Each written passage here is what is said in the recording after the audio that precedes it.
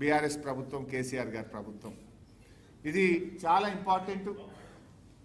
మీరు రేవంత్ రెడ్డి అసెంబ్లీ సాక్షిగా ఎంత పచ్చి అబద్ధాలు మాట్లాడిండు అనడానికి నేను సాక్ష్యాధారాలతో సహా చూపిస్తా ఉన్నాను. మీరు కూడా కొద్దిగా క్లీన్గా వింటే యూ విల్ అండర్స్టాండ్.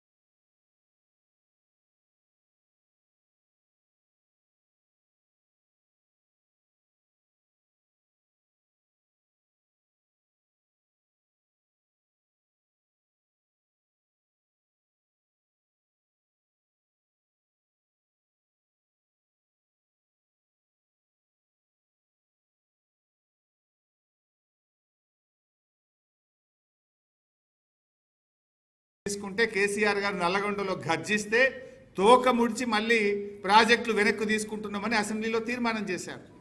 నాడు కేసీఆర్ గారు ఫస్ట్ అపెక్స్ కౌన్సిల్ మీటింగ్లో ఏం చెప్పారు?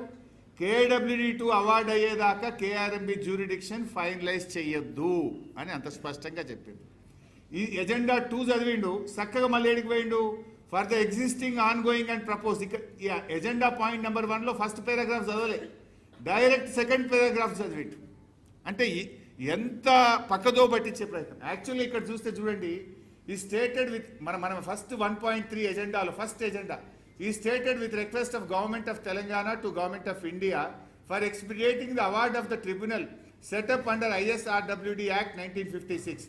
He expressed anguish that despite lapse of 2 years and 4 months, no award has been issued, which has resulted in loss of valuable time to provide water resources and forced government of Telangana to knock the doors of Supreme Court to redress their grievance.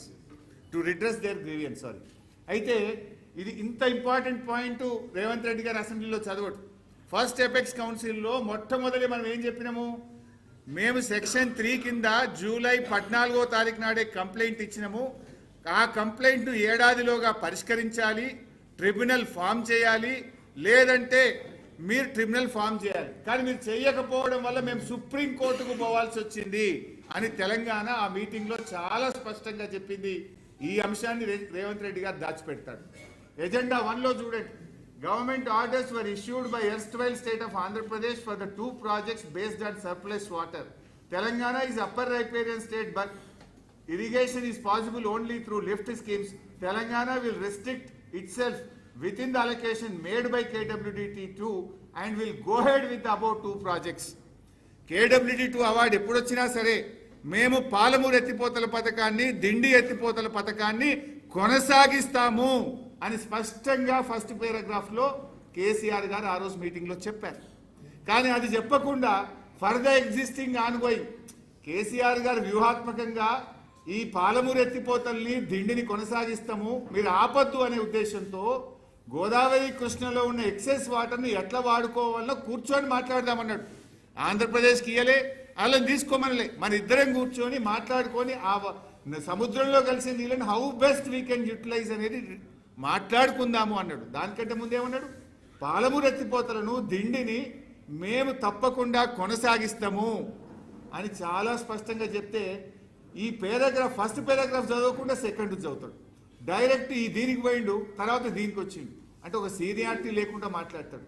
అట్లే agenda 3 చూడండి, agreed for installation of telemetry in major projects, agreed to keep joint team comprising engineers of both states in all the projects for monitoring.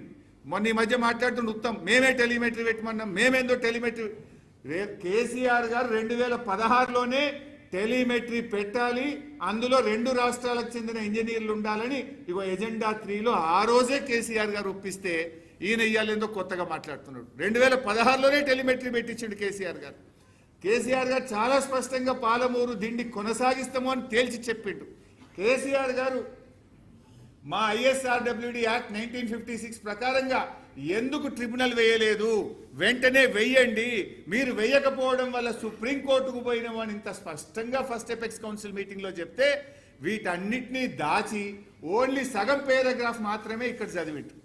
ఇది రేవంత్ రెడ్డి నిన్న శాసనసభను ఏ రకంగా తప్పుదో పట్టించడానికి సాక్ష్యాలతో సహా నేను చూపిస్తా ఉన్నాను.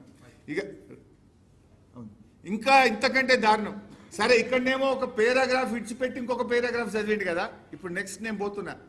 సెంటెన్స్, వాక్యం ఏదైనా మనం సెంటెన్స్ మొత్తం చదివితే మీనింగ్ వస్తుంది కదా, అంటే మోకాలుకు బోడగుండుకు ముడిపెట్టే విధంగా గవర్నమెంట్